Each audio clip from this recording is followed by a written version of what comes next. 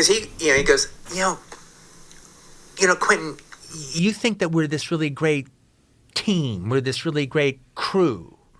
Well, we are. I mean, this is that time of your 20s where like your group of friends or your family, And like, well, we are.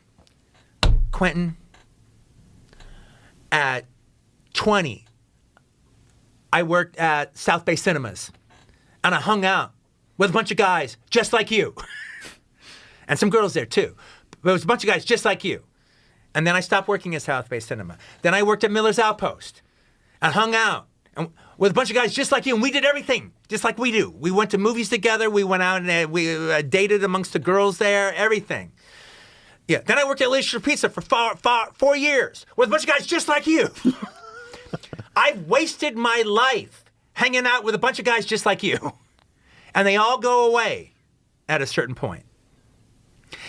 This is a clip from a Joe Rogan podcast that inspired me to make this video. It's Quentin Tarantino, and for those that only watch movies without caring about who directed them, he's one of the best movie directors in Hollywood. He's made movies like Pulp Fiction, Inglourious Basterds, and my favorite, Once Upon a Time in Hollywood. When I first saw the clip, I couldn't relate more to what he was saying, and I watched the clip over and over for about 20 times. And yes, I came across this clip on Instagram, and doom scrolling is the reason why I'm making this video. So what? And as I was rewatching the clip over and over, I thought back to high school and all of the times that I also wasted hanging out with a bunch of people that eventually went away, and how much I regretted it. I'm in college right now, and I only started making YouTube videos and started chasing after my dreams in college. And that's not because I suddenly became motivated to start making videos in college. In high school, I always wanted to make YouTube videos. I would daydream all day long in class, thinking about all of the different video ideas that I had, and ask the teacher to go to the bathroom only to listen to music and walk around the halls thinking of video ideas for 20 minutes. Sometimes as I'm scripting or editing videos, I wish that I had the same passion as I did in high school. Because I just know I'd be putting in so much more effort into my videos and how much better they will be. But I never did anything. I never made a single video in high school. Even when I was scripting video ideas in my notebook, I'll write them to about 50 or 80% and tell myself that I'll eventually come back to this idea and finish it. But I never did. I never bought a camera, I never even learned how to edit, I never learned how to do any of this stuff. And it was because I was too distracted doing stupid shit with my friends every day and being distracted by them. I was too busy chasing validation and being comfortable by surrounding myself with other people. Not only this, my friends at that time were also in the same bum position that I was in at that time. We were all just going through the motions, going to class, applying to colleges, and none of us were actively chasing our dreams or passions or doing anything meaningful. And because of that, it made me feel good about myself for not chasing after my dreams. I saw my friends and got comfort from the fact that, hey, all my friends are not doing anything, so it's fine if I don't either. The thing is, I even knew this was happening as I was going through it. How my friends were holding me back and how they were bad for me, but it was just really hard for me to cut them off. Growing up, I was always part of 2 to 3 friend groups, and the only way I knew how to feel good about myself and increase my self-esteem was from getting validation from people around me. I never learned how to get it within myself.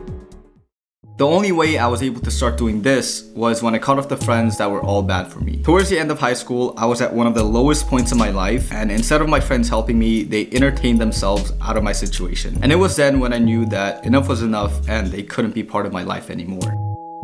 After cutting them out, I had a lot of time to myself. I didn't really talk to anyone except my family and people at my lifeguarding job, so I spent a lot of time alone talking to myself and also reflecting on my life and what I've done over the past couple years. And I fully realized everything that I just talked about. How my friends were holding me back, how I was keep procrastinating on what I needed to do because I was too comfortable. And I told myself that I couldn't keep pushing this thing back and I just had to go for it. After this realization, I bought this camera, other equipment from the money I made from lifeguarding over the summer, learned how to edit, and started making videos. All of what I'm saying makes it sound like I have it all figured out. I cut off my friends, I realized what I was doing wrong and started chasing after my dreams and blah blah blah, and I made it. But as you can tell, it's far from the truth. I barely have any subscribers. I don't even make money out of making these videos. Technically, I'm paying YouTube to make videos for them because I'm spending time and money to buy equipment and blah blah blah. But I'm making this video because I know there's so many people out there that are in the same position that I was in, hanging out with a bunch of people that are bad for them and holding them back. And I'm just telling my story from someone that's been on both sides, from someone that's been on the inside and outside. The 2 main lessons you could take away from my failures and regrets is, first, be conscious of who you hang around with. Like I said before, because my friends were not doing anything with their lives, it made it okay with the fact that I also wasn't doing anything. Right now, I'm very conscious of who I surround myself with. I've distanced myself from a lot of people, not even from high school, but people that I've met in college and people that I've met recently too. If you don't have similar goals or values as me, it's not worth me spending time with you. And if you call me a narcissist for treating relationships seriously and being picky about who I surround myself with, I don't care and you're not any better. It's not like everyone doesn't subconsciously chooses who to be around with based on what that person brings to the table, whether it's them making you happy or making you feel good about yourself or boosting your self-esteem. I'm just more conscious and direct about it. Second lesson is that you should spend time alone. I'm not saying people should be an antisocial autist, but we should all take breaks from being surrounded by other people. If I didn't cut off my friends and spend time alone and reflecting on my life and talking to myself, I would be even more of a bum than I am right now. If you're surrounded by too many people too much, it's really easy for your mind to drift away and forget about your goals as the comfort of people around you wrap around your dreams and eventually engulf it. People should learn not to depend on other people for validation. Your mood shouldn't depend on whether other people are treating you nicely or not. After cutting off my friends, okay, this is like the 10th time I'm mentioning how I cut off my friends,